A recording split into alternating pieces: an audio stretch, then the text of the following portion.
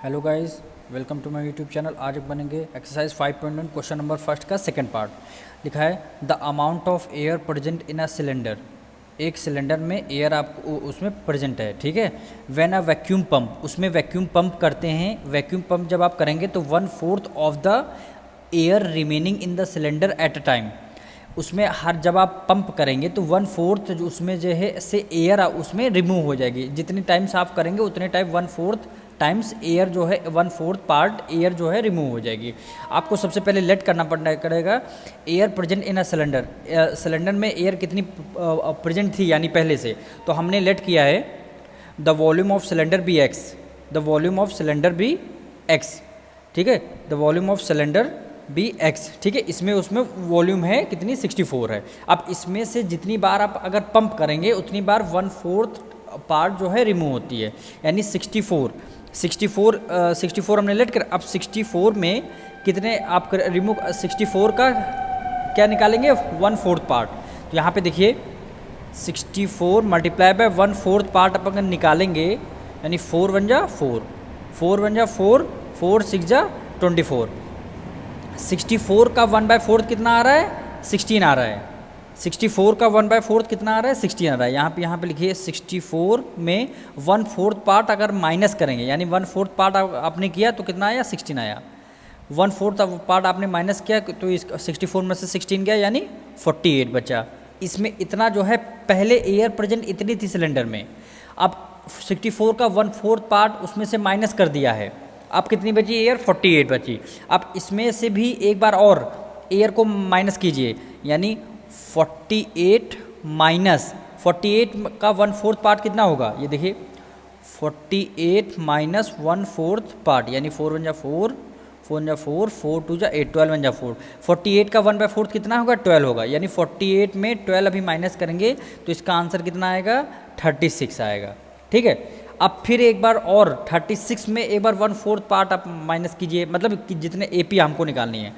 36 हो गया। यहाँ पे देखिए आंसर आया, यहाँ पे इतनी एयर हमें प्रेजेंट है सिलेंडर में। अब 36 का भी 1/4 एक बार निकाल लीजिए, 4 1 जा 4, 4 9 जा 36। 36 का 1/4 कितना होगा 9 होगा। अब एक बार 36 माइनस 9 क्या करिए, यहाँ पे 27 आ गया। अब जब 27 आ गया, A1 हमारा क्या होगा 64 हो गया, A2 क्या हो गया 48 हो गया, A3 क्या हो गया 36 हो गया और A4 27। अब नंबर लिखते हैं इसका 64, 48, 36 माइनस 27, यानी 64 A1, A2, A3 और A4। AP को निकालने के लिए आप 3 टर्म निकालना कंपलसरी, 4th टर्म आप निकाले ना कर, लेकिन 3rd टर्म तक आपको निकालना कंपलसरी। अब AP निकालने के लिए आप क्या करते हैं, डिफरेंस निकालते हैं। देखिए डिफरेंस D, यानी पहला डिफरेंस A2 माइनस A1 करिए, A2 minus A1 equal to A2 क्या है 48 है, माइनस क्या A1 क्या है 64 है। 48 में से 64 माइनस किया आया 16। ग्रेटर नंबर साइन किसका है माइनस का है, तो आपने माइनस कर दिया, यानी D की वैल्यू -16 आ गई, ठीक।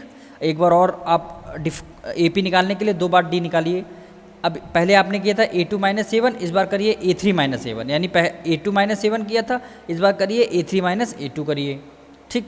A3 आपका कितना है, पहले यहाँ लिख लीजिए A3 minus A2 equal to A3 आपका कितना है 36 माइनस A2 कितना है 48 इक्वल टू 48 में से देखिए प्लस माइनस, मैंने 48 में से 36 माइनस किया, कितना आएगा 12 आएगा। और हमेशा ग्रेटर नंबर का साइन लगता है। क्या देखिए आप बता सकते हैं डिफरेंस सेम है, नहीं है। डिफरेंस सेम नहीं है इसका मतलब ये AP नहीं है। तो यहाँ पे लिखिए कॉमन